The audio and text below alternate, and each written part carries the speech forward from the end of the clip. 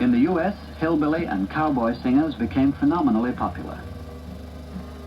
More than 7 million recordings by Eddie Arnold alone were sold in 5 years. If I had only known I'd feel so all alone, I'd have begged down on my knees for you to stay. The gates to paradise swung closed before my eyes when the echo of your footsteps died away. Riding high with the industry in the U.S. were radio's disc jockeys, such as Martin Block, who drew down huge salaries for interspersing recorded selections with light chatter.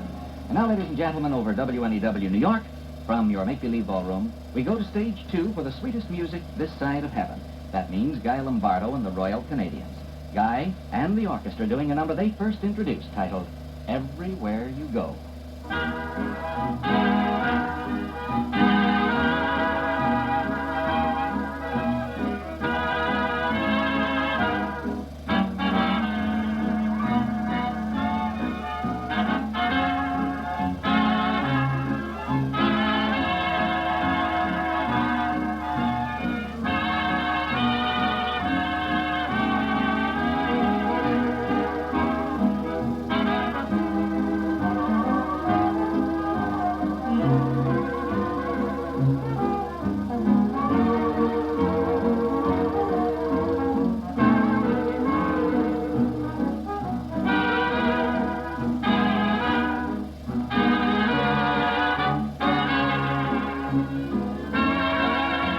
That the disc jockey and the jukebox made vast sums for all concerned except the performers, the American Federation of Musicians had not been slow to realize.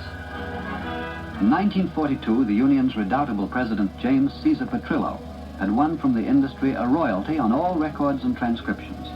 Proceeds were spent on free community music projects giving jobs to rank-and-file musicians. When a new act of Congress made this illegal, Petrillo promptly went to bat. I told a congressional committee last January in Washington that the musicians have no quarrel with recordings made for home consumption. But we do have a quarrel for recordings that are made for jukeboxes and radio stations. Certainly no one can expect the musician to continue playing at his own funeral. With the year's end, at Petrillo's order, the record business ground to a stop.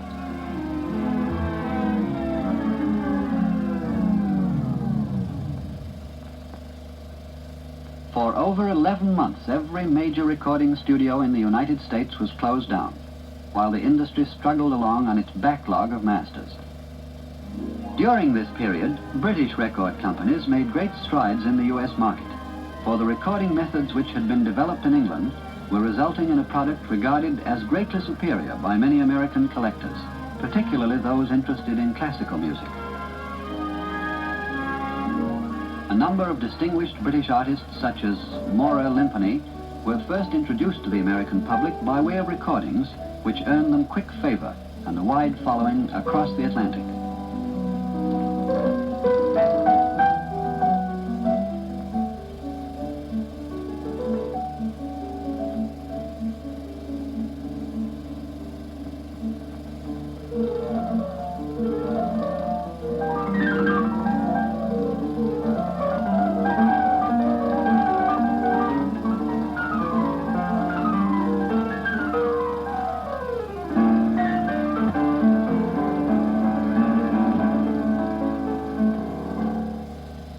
Meanwhile, many companies took advantage of their enforced layoff to concentrate on improving recording methods. Among these was Columbia, in whose laboratories Dr. Peter Goldmark of CBS and his colleagues were in the final stages of a project on which they had long been secretly working. Toward the end of 1948, the record companies and the union came to terms. The settlement was celebrated with the making of a unique record by an eminent, if unrehearsed, chorus, which included Fran Warren and Perry Como, Lawrence Tibbett, and his Metropolitan Opera colleagues Marilyn Cocklow, Jan Pierce, and Thomas Hayward. There is no one to whom we would rather help dedicate this first recording in 1948, then to you, a fellow musician and a great president. If you will pardon my rewording of a familiar wish, may I say to you, a Merry Christmas and a Truman New Year. I'm just wild about Mary, and Mary's wild about me. The heavenly blisses of his kisses fill me with ecstasy. He's sweet just like chocolate candy, and just like honey from the bee. Oh, I'm just wild about Mary, and he's just wild about he's just wild about me. To the industry, the future beckoned with promise. American manufacturers, looking forward to taking up where they had left off, bustled into production. Business in the retail stores started out briskly.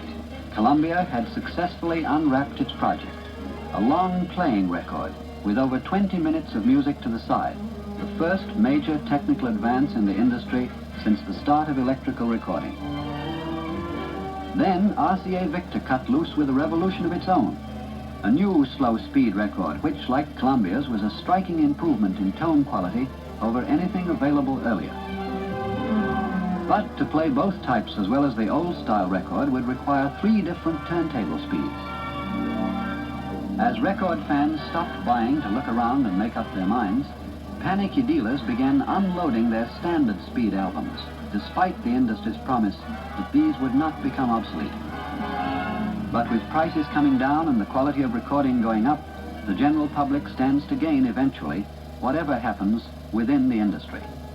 And no matter how the war of the turntables may go, the public can always be depended upon to respond to one simple formula, the ever-magical combination of a good tune and a good performer on a good record.